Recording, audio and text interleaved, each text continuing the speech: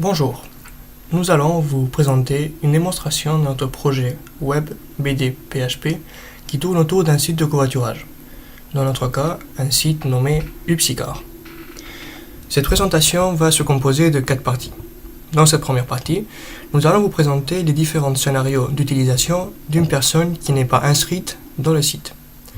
Dans la deuxième et troisième partie, nous vous présenterons les différents scénarios d'utilisation de cette fois-ci une personne qui est inscrite et connectée.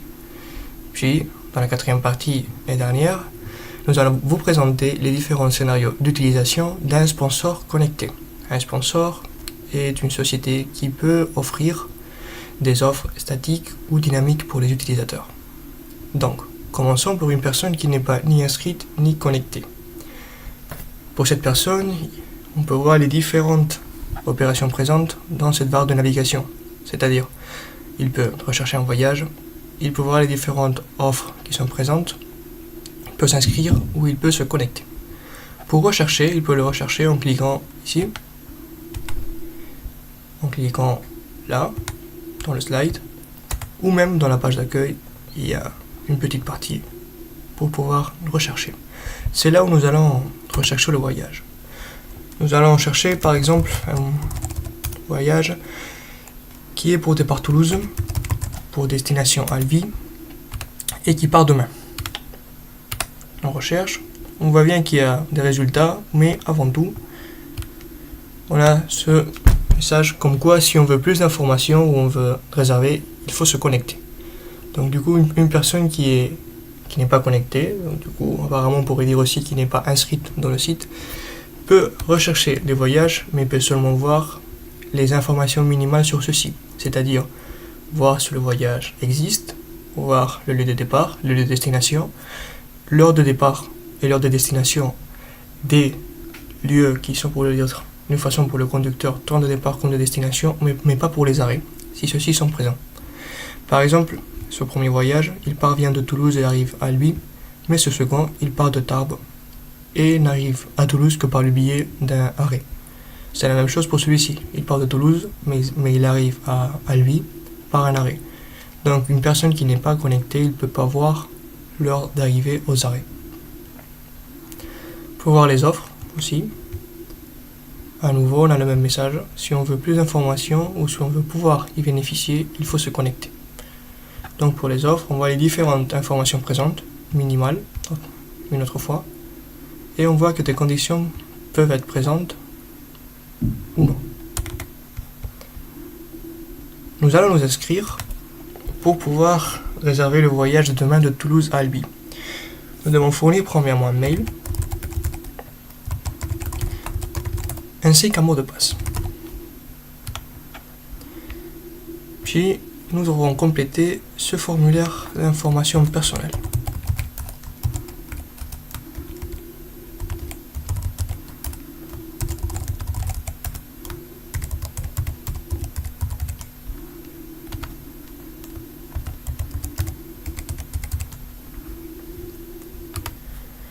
On n'a pas le permis de conduire, on aime discuter et on ne fume pas.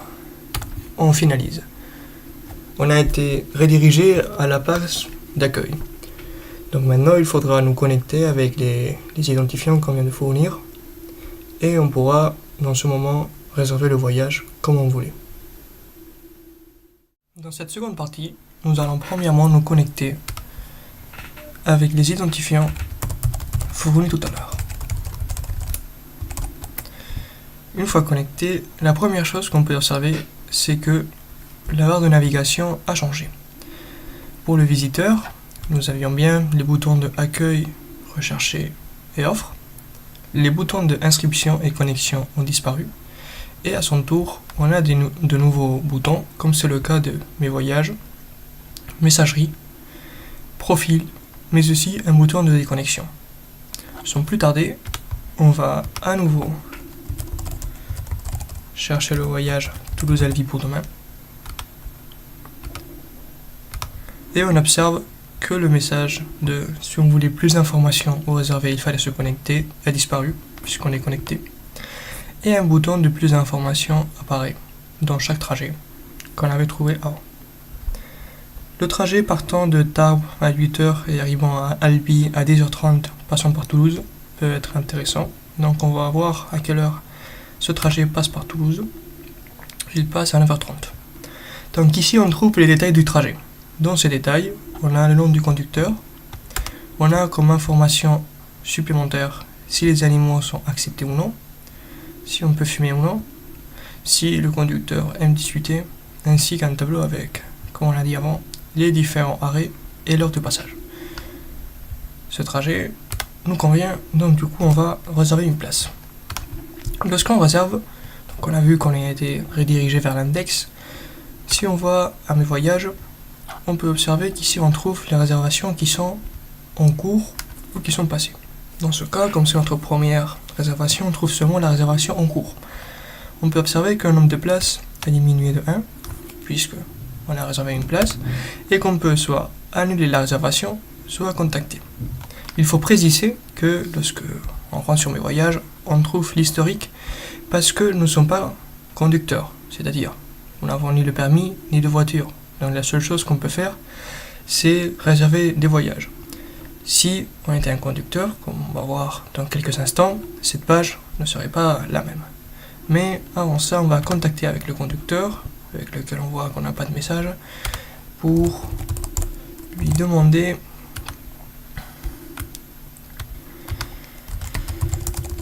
où on va prendre rendez-vous demain. Où va prendre rendez-vous. On peut voir que lors des messages, à chaque fois qu'on envoie, il y a le message qui est envoyé, et aussi on voit la date ainsi que l'heure d'aujourd'hui. Donc, maintenant, ce qu'on va faire, c'est on va modifier notre profil pour devenir conducteur et pouvoir proposer des voyages. C'est-à-dire, on rentre dans le profil, voilà les différentes informations qu'on a. On voit qu'on n'a pas le permis.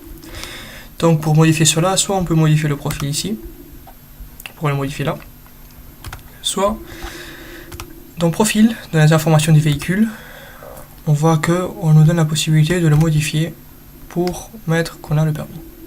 On va faire cela. La page de modification, c'est exactement la même page, c'est-à-dire le même formulaire qu'il y avait lors de l'inscription, sauf que les valeurs de la date de naissance, du numéro de la carte d'identité ainsi que du sexe ne peuvent pas être modifiés. Modifier le permis de conduire, finalise. On voit que maintenant on a le permis, mais on est encore voyageur, car on n'a pas inscrit une voiture, un véhicule dans le site. Comme on a le permis, cette fois-ci on nous laisse ajouter un véhicule. Fournit les différentes informations qui nous sont demandées. Et on termine. On voit que ces informations ont été bien enregistrées. Si cette fois-ci on revient sur les informations personnelles, on voit que notre statut a passé à conducteur. Pour finaliser avec le profil, on va montrer la sécurité du compte, c'est-à-dire dans cette partie on peut modifier le mot de passe si l'on veut ou non. Dans notre cas, on ne va pas le faire. Une fois qu'on est conducteur, si on revient à mes voyages, on voit bien que cette page n'est plus la même qu'on avait avant. C'est-à-dire, maintenant, dans mes voyages, on trouve les propositions de trajet passés ou en cours. On n'a pas de résultat car on n'a pas proposé aucun trajet. Ici, on trouve le bouton d'historique des trajets où on a les réservations en cours ou passées, c'est-à-dire la page qu'on avait avant. On va proposer un trajet. On va dire qu'on va aller de Toulouse à Castres. La semaine prochaine, on a une petite réunion et du coup, on veut faire du covoiturage avec d'autres personnes. La réunion elle est vers midi, donc ça serait bien de partir tôt, partir à 9h. À Castres, on arrive à 10h45. On accepte les animaux de compagnie et on va définir un arrêt. Pour définir des arrêts, dans cette page, on peut définir autant d'arrêts qu'on veut en cliquant sur le bouton plus ou les enlever avec le bouton moins. On va dire que on peut passer par Albi. On sort à 9h, donc du coup on arrivera vers Albi vers 10h. Juste avant de publier, on a un récapitulatif du trajet pour savoir si tout ce qu'on a mis c'est bon. Donc on voit bien qu'on part de Toulouse, on arrive à Castres le 9 mai, ça va être 4 places, on sort de Toulouse à 9h, on arrive à 10h45 et on a prévu de passer par Albi. C'est bien, on va terminer. Et si on revient sur mes voyages, on voit bien ici qu'on a le voyage et une option d'annuler le trajet. Donc avec cela, on finit la seconde partie et on entamera maintenant la troisième. Dans cette troisième partie, nous allons nous connecter avec un autre utilisateur avec lequel on va aussi réserver le trajet Toulouse-Albi pour demain, partant de Tarbes à 8h. Donc du coup, celui-là, celui qui reste 3 places et passe par Toulouse à 9h30. On réserve une place. Dans mes voyages, on voit bien qu'il apparaît, mais on va annuler la réservation. Il y a bien le nombre de places qui a diminué aussi. Pour voir ce qui se passe côté conducteur, c'est-à-dire côté la personne qui a proposé le voyage. Donc côté la personne qui l'a réservé, lorsqu'on annule, du coup il y a le voyage qui disparaît de l'historique, c'est-à-dire des différentes réservations, soit en cours, soit passées. Comme on l'a annulé, elle disparaît. On se connecte côté du conducteur et on voit bien que la messagerie elle est en orange. Ceci veut dire qu'il y a une notification, soit donc des messages non lus. On rentre et on voit bien ces deux messages. Il y a des messages de l'administration du Psychor et il y a le message du premier utilisateur avec lequel on avait réservé premièrement le trajet. On rentre sur l'administration UPSICAR. On voit bien qu'il nous dit que il y a une personne qui a réservé le trajet, une autre personne qui l'a réservé, et du coup cette même personne a annulé une place sur le trajet. Ok, le conducteur lui il est notifié lorsqu'une personne réserve ou annule une place sur le trajet. Lorsqu'elle réserve, on peut voir qu'on peut le contacter en cliquant. Donc, par exemple, on pourrait contacter avec Aminata, en cliquant ici, et on trouvera les différents messages qu'il nous avait envoyés. On va lui dire que cette fois-ci, c'est nous qui va l'annuler, c'est-à-dire côté conducteur. Donc, désolé, mais je vais annuler le voyage. Ok, donc, si on revient sur messagerie, on voit bien que, comme tous les messages ont été lus, il y a les notifications qui ont disparu. On va sur mes voyages, et du coup, on va annuler le voyage allant de Tarbes à Albi, qui maintenant il a 3 places, car du coup, il y a un utilisateur qui avait annulé sa réservation, et on va annuler le trajet. Ok. Avant de voir ce qui arrive côté utilisateur, ce qu'on va faire, c'est on va montrer les offres. Donc, monter ces offres, on voit bien que il y a deux boutons. Un bouton de je veux bénéficier et un bouton de voir toutes les offres. C'est-à-dire, si on clique le bouton je veux bénéficier, seulement les offres pour lesquelles l'utilisateur, pour le dire d'une façon, a toutes les conditions nécessaires pour en bénéficier sont montrées. Tandis que si on clique sur voir toutes les offres, on va voir toutes les offres même si les conditions ne sont pas respectées par l'utilisateur. Par exemple ici on va voir qu'il y a beaucoup d'offres, mais si on clique sur je veux bénéficier, le nombre d'offres diminue considérablement. Donc du coup on va bénéficier d'une offre pour laquelle les conditions sont respectées. Par exemple celle-ci. On clique sur plus d'informations. Actuellement il n'y a aucune personne qui a bénéficié de cette offre. Il n'y a aucune condition qui est présente. La description, la ville, le sponsor qui l'a fait, ainsi que le nom. J'en bénéficie.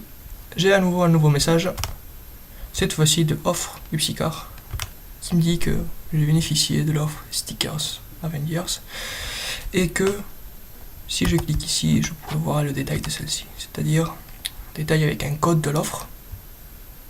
Ce code, je dois m'identifier avec celui-ci auprès du sponsor pour en bénéficier. Ok, donc du coup, une fois ceci été regardé, on va se déconnecter et on va voir côté utilisateur ce qui arrive lorsqu'un conducteur annule le voyage.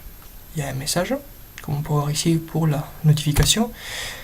Donc on a le message de lui en nous disant que il a annulé le voyage. Et on a cette fois-ci un message de l'administration Upsicar comme quoi le conducteur a annulé le voyage suivant, c'est-à-dire Tarbes-Albi, le 26 mai 2019. Avec ceci, on finit la troisième partie et donc les différents scénarios d'utilisation pour une personne qui est connectée, qui peut être soit voyageur, soit conducteur. Dans cette quatrième et dernière partie, nous allons voir les différents scénarios d'utilisation d'un sponsor. Un sponsor est une société qui est inscrite auprès de la plateforme et qui va sponsoriser des utilisateurs ou créer des offres statiques. Comme on l'a vu dans la partie précédente, une offre statique est une offre qui se déroule dans une ville et qui a des possibles conditions. Les utilisateurs, respectant ces éventuelles conditions, vont pouvoir en bénéficier de ces offres. Si l'offre ne présente pas de conditions, alors tout utilisateur pourra en bénéficier. Donc, on va nous connecter avec le compte d'un sponsor.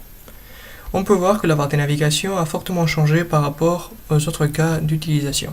C'est-à-dire, on ne trouve plus pour pouvoir rechercher des voyages, mais on a seulement mes offres qui permettent de voir la liste des différentes offres qui sont proposées par sponsor, ainsi qu'un bouton pour en proposer plus, une partie statistique qu'on va dans un moment l'expliquer, mais avant ça on a le profil qui nous permet de voir les différentes informations du sponsor ainsi que le nombre d'offres qu'il a proposées. Passons pour les statistiques.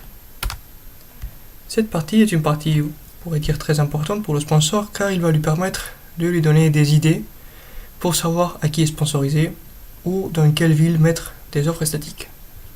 Comme on peut voir les villes les plus sollicitées, les moins sollicitées, avec le plus d'utilisateurs inscrits, ainsi qu'avec le moins d'utilisateurs inscrits, ou on peut voir les utilisateurs par exemple avec le plus de trajets réservés ou avec le plus de trajets proposés.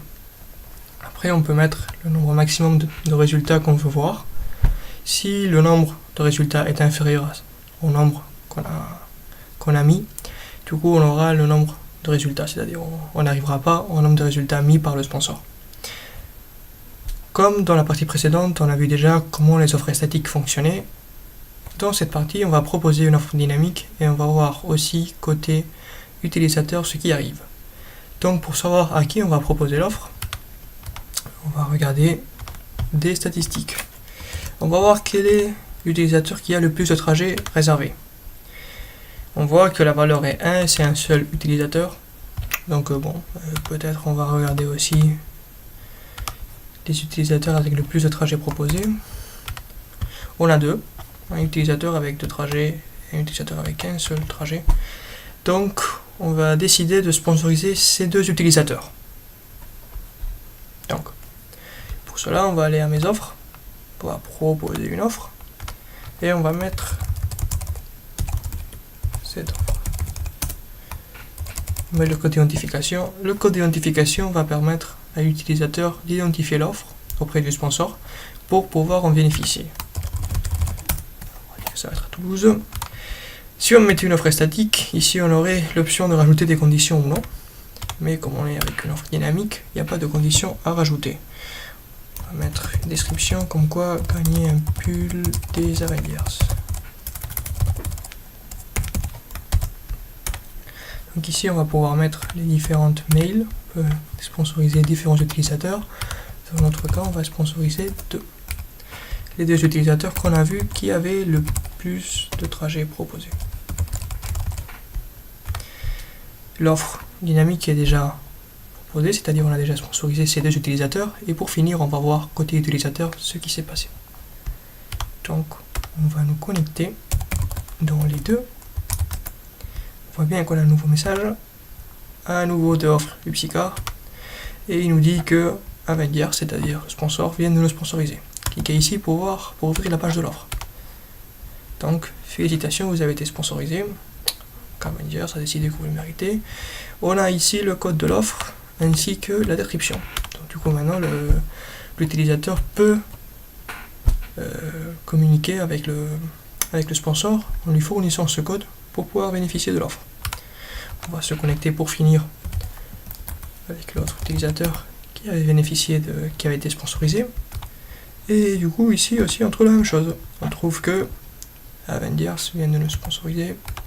Et ici, à nouveau, on trouve du coup le détail de l'offre dynamique.